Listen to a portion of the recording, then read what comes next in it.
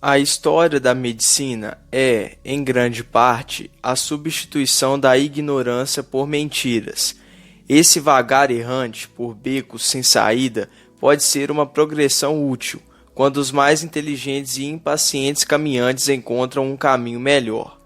Muitas descobertas notáveis foram feitas por homens que, seguindo os passos da natureza com os próprios olhos, acompanharam-na por caminhos tortuosos, mas quase sempre seguros, até alcançá-la na sua cidadela da verdade. Em cada geração, desde 1600, esses individualistas trouxeram um legado à humanidade através do avanço biológico, não relacionado com o progresso árido dos benfeitores convencionais.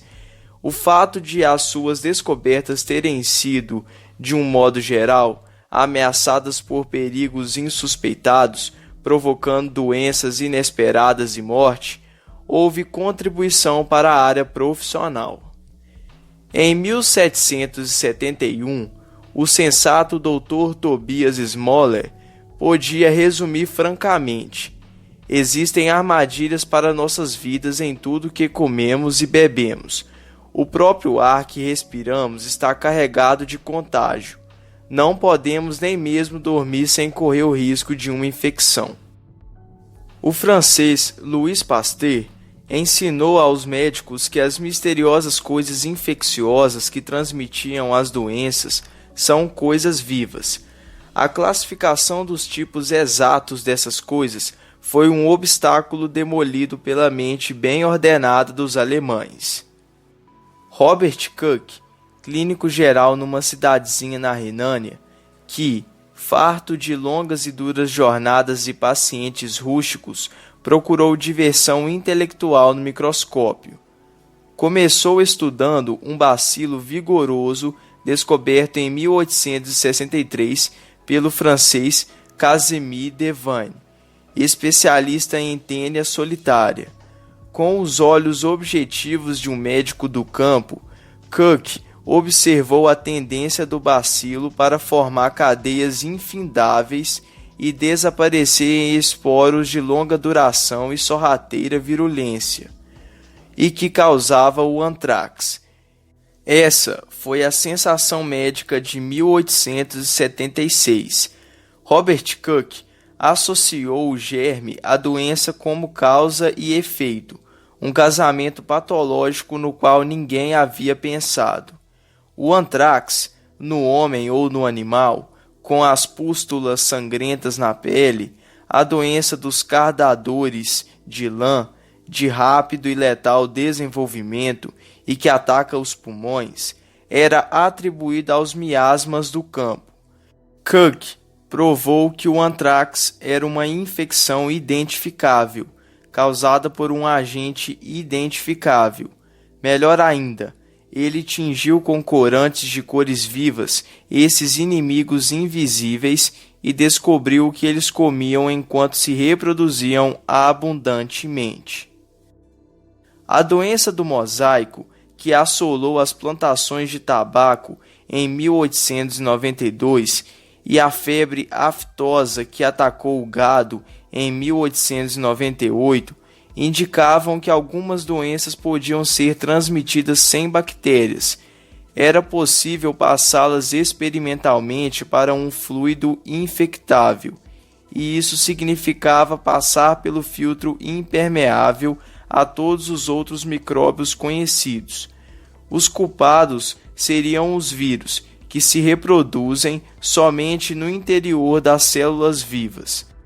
São menores do que as bactérias e visíveis somente no microscópio eletrônico. Alguns não são mais do que ácido nucleico. Alguns são tão simples que podem se cristalizar, substâncias químicas, mas vivas. Os vírus ameaçam as criaturas humanas com doenças desagradáveis e perigosas, desde a poliomielite e a pneumonia até resfriados e verrugas. Egoisticamente, nós nos vemos como alvo principal do exército vasto e voraz das bactérias e dos vírus.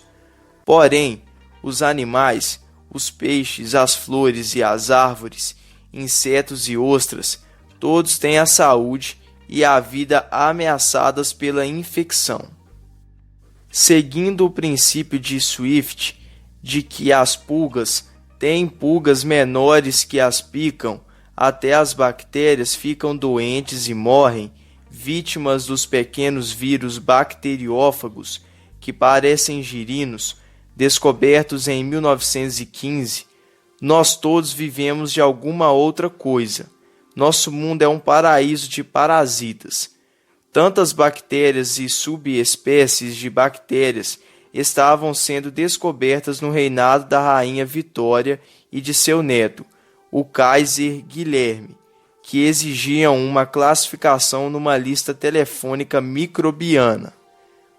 O grupo Salmonella compreende hoje mais de 1.000 espécies diferentes que provocam infecção intestinal.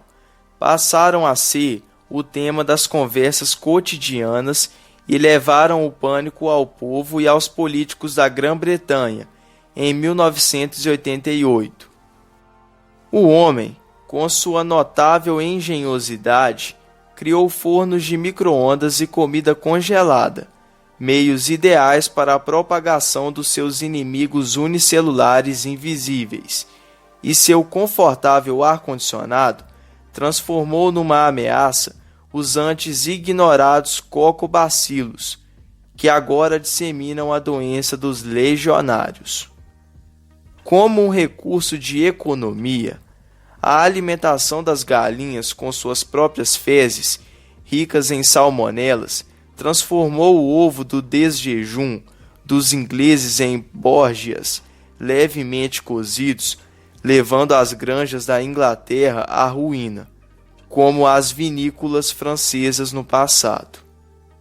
A Guerra da África do Sul, de 1899 a 1902, o primeiro dobre de finados para o Império Britânico, não foi ganha por meio de estruturas armamentistas, mas pelo bacilo da febre tifoide.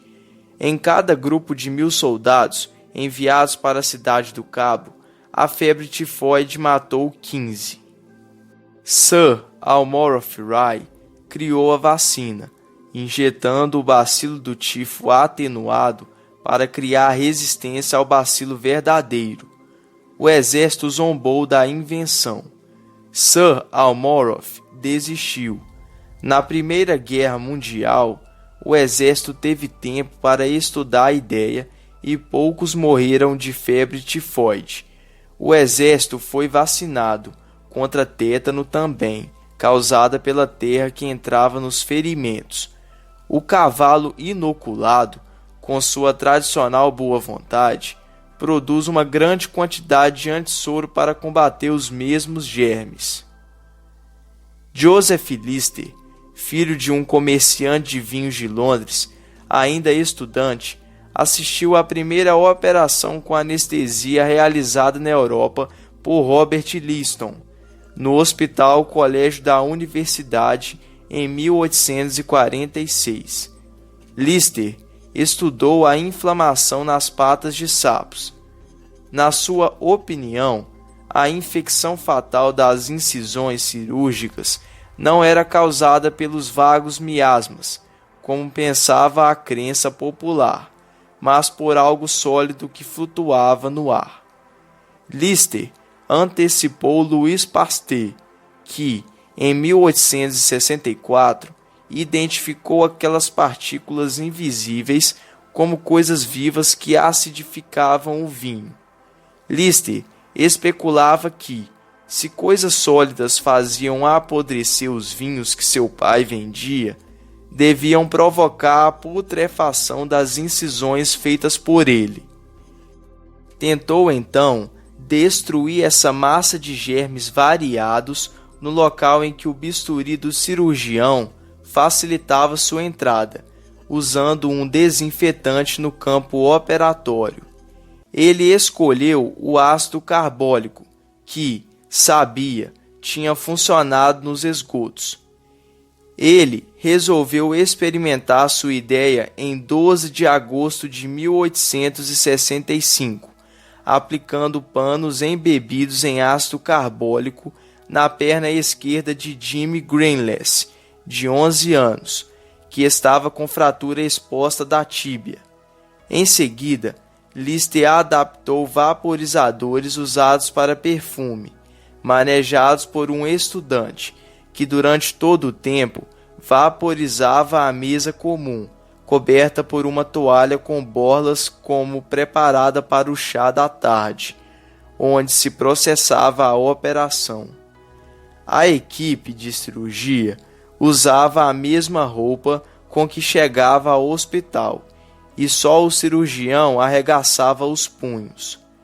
Alguns cirurgiões usavam sempre a mesma sobrecasaca para operar, com fios de sutura presos nas casas dos botões, endurecidos com sangue e pus secos. Quanto mais sujos, maior era a clientela do cirurgião. A sala de operação tinha pias de cozinha com torneiras de bronze, bancadas de banheiro com tampo de mármore para os vidros e toalhas, bacias de louça com as esponjas cheias de sangue e um balde cheio de areia, que era espalhada com uma pá no assoalho de madeira sujo de sangue. Um aquecedor a carvão aquecia a sala no inverno e facilitava a alguns cirurgiões mais conservadores o estancamento das hemorragias com ferro em brasa, como faziam os seus ancestrais elisabetanos. Em 1871, Lister operou a axila real. A rainha Vitória estava com um abscesso de 15 centímetros de largura na axila esquerda, e pior do que a dor era a indignidade de tal coisa na pessoa real. Na atmosfera impressionante da operação, feita com anestesia local, infelizmente a rainha recebeu uma baforada do vaporizador no rosto. "Eu sou apenas o homem que maneja os foles", protestou arrasado o assistente-alvo da ira real. Lister se gabou delicadamente depois da morte da rainha. "Acredito que eu fui a única pessoa que jamais praticou no seu corpo divino a arte da cirurgia." Para os amigos, ele disse: "Cavalheiros, eu fui o único homem que inseriu uma faca na rainha."